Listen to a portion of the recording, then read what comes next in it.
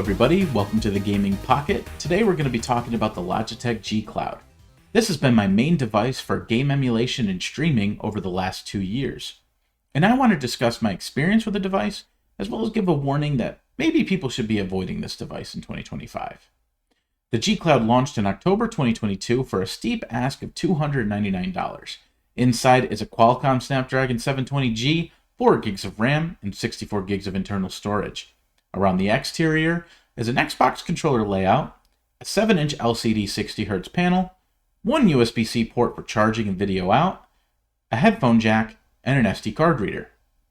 Nowadays, it can be found for roughly $200, north of that for new, south of that for used. For me, I still think that price is a little too much to ask for.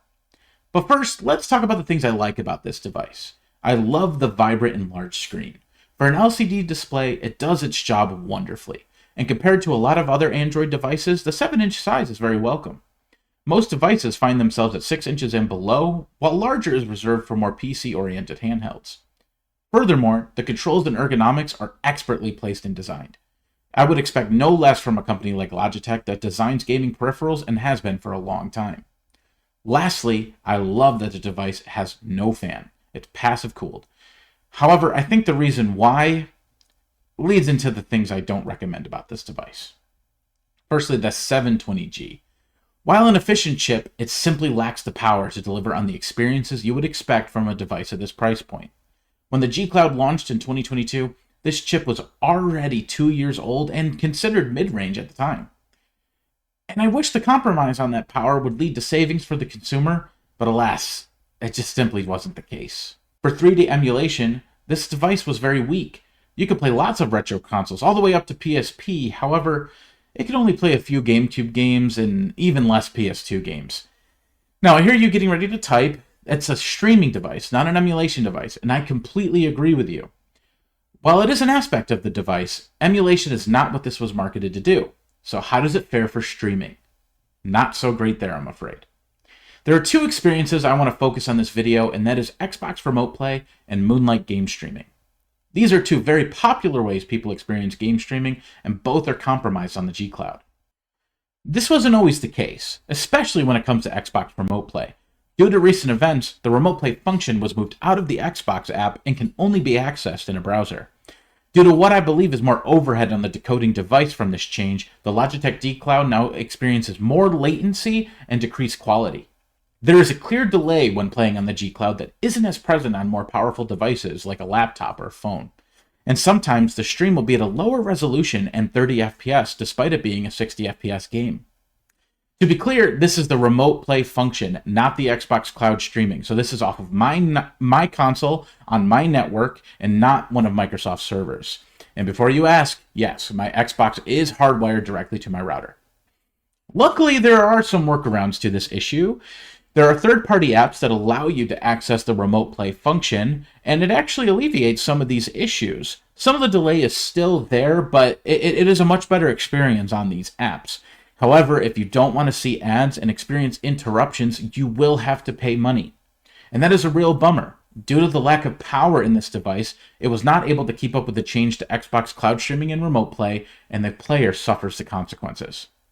Moving on to Moonlight game streaming, or in my case, Apollo and Artemis, this issue is a peculiar one. Whenever I'm streaming from my home PC to my G Cloud, the stream experiences constant jitter and stutter.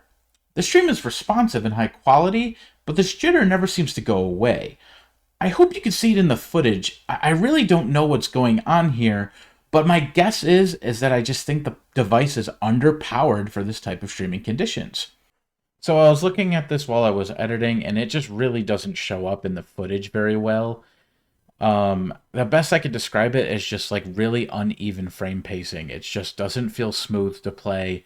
It's really responsive. The stream looks good. It's just the pacing and the frames just seem really off. I have tried every setting that you can think of. Video frame pacing, resolution, refresh rate, bit rate, encoder settings, you name it, I've tried it.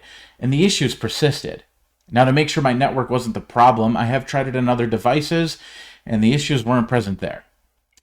And that's a huge disappointment.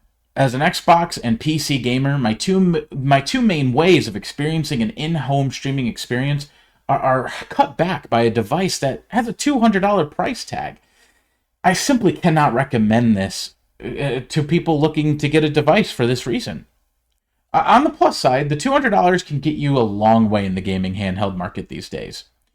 You could get yourself a Retroid Pocket G2 or in January a Retroid Pocket 6. These devices are smaller, but they pack a lot more punch, and they have an OLED display, which will give you really vibrant colors and awesome contrast. For a little more, you could get my most anticipated device, which is the Conquer Pocket Fit. That is a powerhouse that it comes in at a very affordable price. And then going to the next tier of price, you get the AYN Odin 3. I think that's coming in at around $300, which combines the power of an 8 Elite chip with a sleek glass design and an OLED screen. Now, I'm a backer of the Conquer Pocket Fit, and I very much look forward to getting that in my hands.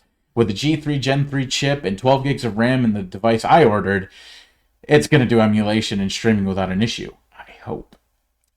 Now, if you want to see videos about that device, subscribe here because there's going to be plenty. And, well, there you have it. That is my experience with the Logitech G Cloud. I wish I could say more positive things about the device. I really like a lot of things about it, and I want to love it. But the 720G holds it back in too many meaningful ways for me to recommend.